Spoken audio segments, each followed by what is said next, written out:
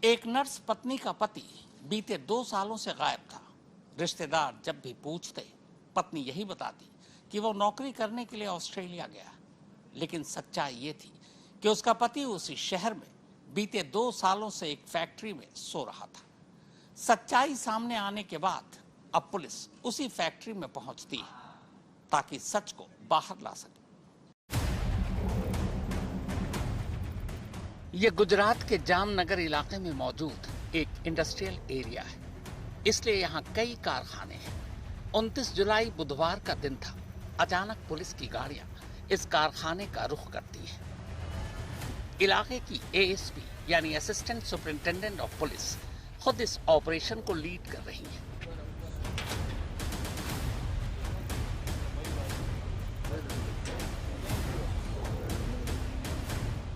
शायद ऑपरेशन की खबर आसपास के लोगों को भी मिल चुकी है, लिहाजा कारखाने के चारों तरफ अब भीड़ भी इकट्ठा है। ये उसी कारखाने के अंदर का सीन है। कुछ पुलिस वाले बैठे हैं तो कुछ खड़े हैं। इन्हीं पुलिस वालों की मौजूदगी में एक मजदूर कारखाने के अंदर इस जगह फर्श पर ड्रिलिंग मशीन से खुदाई शुरू करता है।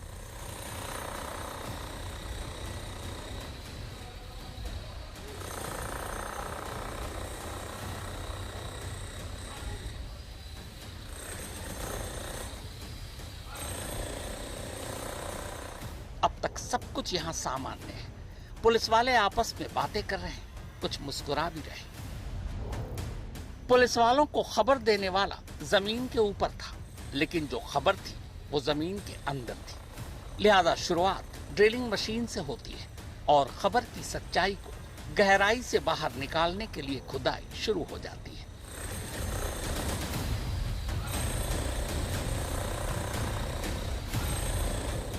जैसे जैसे गहराई गहरी हो रही थी, यहाँ बैठे तमाम पुलिस वालों की सांसें ऊपर नीचे हो रही थी। पता नहीं खबर सच है भी कि नहीं। पता नहीं 2 साल पुराना राज इस गड्ढे से बाहर आ पाएगा भी कि नहीं। खैर, खुदाई में अभी वक्त लगेगा, क्योंकि खबर देने वाले ने यह बताया था कि असली खबर जमीन के 12 फीट नीचे है। अब 12 फीट पहुंचने में जाहिर है वक्त तो लगेगा ही।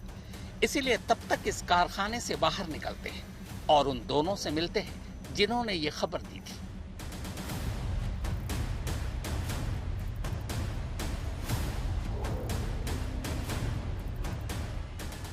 पुलिस हिरासत में मौजूद ये पृथ्वी है, पेशे से एक नर्स, और इसके साथ खड़ा ये नीलेश है। ये दोनों इस वक्त इसलिए पुलिस की कस्टडी में है क्योंकि इन्होंने कत्ल की बात कबूल की है।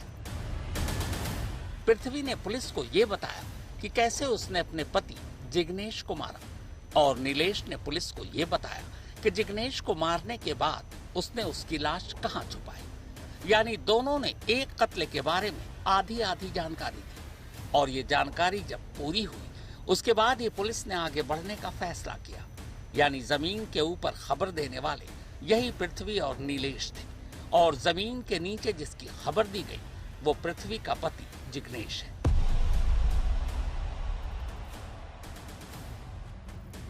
तो यहां तक की कहानी तो आप समझ गए। अब चलिए वापस उसी कारखाने में चलते हैं। शायद अब तक खुदाई पूरी हो चुकी होगी।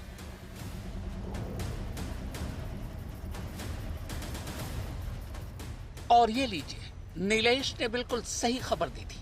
कारखाने में इस जमीन के अंदर नाप तोल कर ठीक 12 फीट की गहराई से लाश तो नहीं, पर लाश के सारे सबूत एक एक कर अंदर से बाहर आने लगते हैं। सबसे पहले मिट्टी के साथ कुछ इंसानी हड्डियां बाहर आती हैं, फिर बास्केट में कंकाल का ये सिर बाहर आता है। इसके बाद किश्तों में बाकी हड्डियां बाहर आती हैं।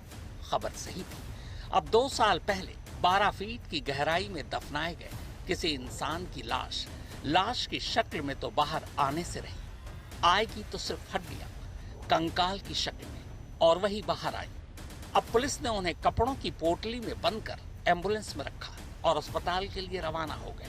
2 चीज जानने के लिए, पहली कि जिसका ये कंकाल है उसकी मौत कैसे हुई, और दूसरी क्या मरने वाला सचमुच जिग्नेश ही है।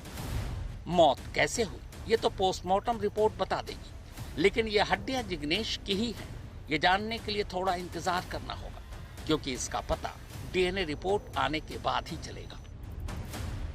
अब वापस फिर से पृथ्वी और नीलेश के पास चलते हैं, क्योंकि सारी कहानी यहीं से पता चलेगी। करीब 5-6 साल पहले पृथ्वी की शादी जिग्नेश से हुई, पर जब पृथ्वी की शादी हुई तब पृथ्वी नीलेश से प्यार करती थी।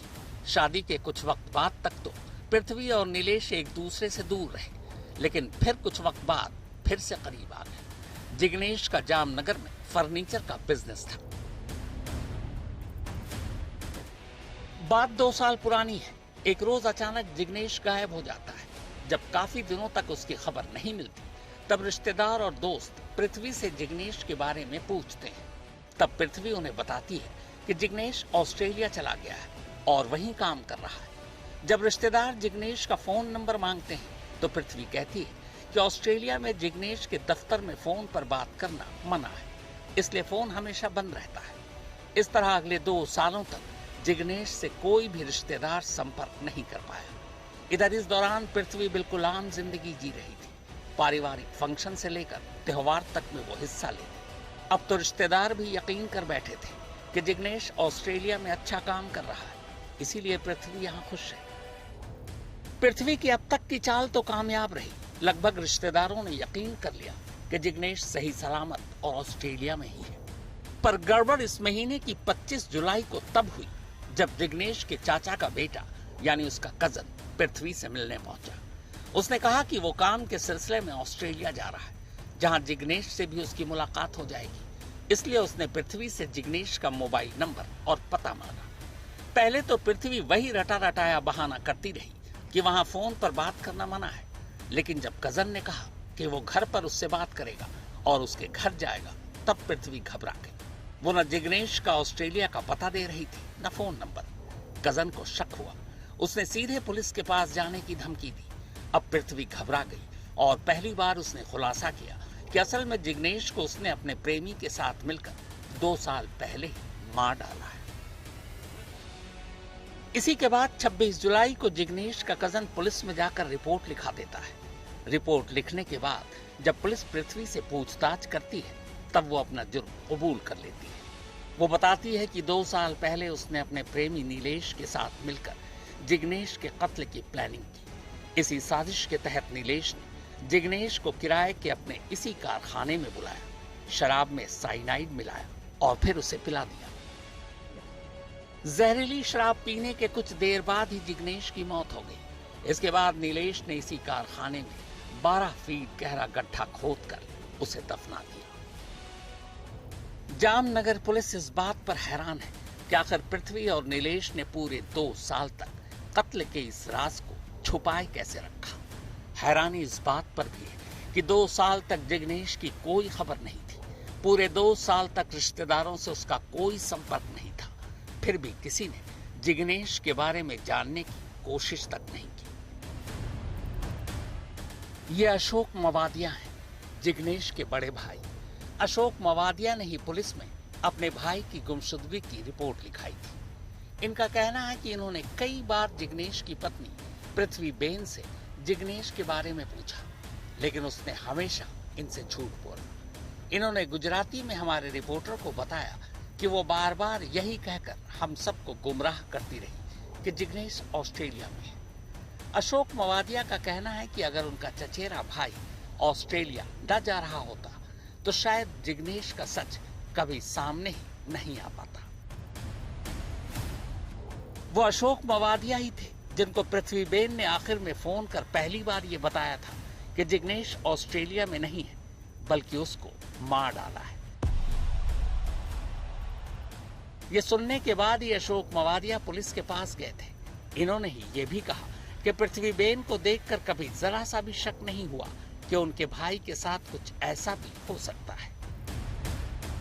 सारी सच्चाई और कंकाल की शक्ल में लाश बाहर आने के बाद जामनगर पुलिस ने पृथ्वी बेन और उसके प्रेमी नीलेश को जामनगर की अदालत में पेश किया। पुलिस दोनों की 7 दिनों की रिमांड मांग रही थी। हालांकि अदालत ने 4 दिनों की पुलिस हिरासत दी है।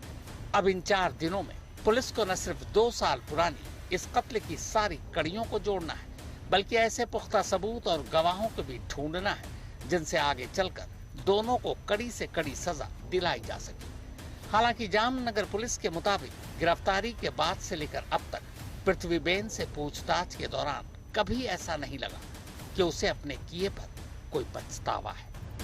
दर्शन ठक्कर के साथ ब्रजेश दोषी, जामनगर आज तक।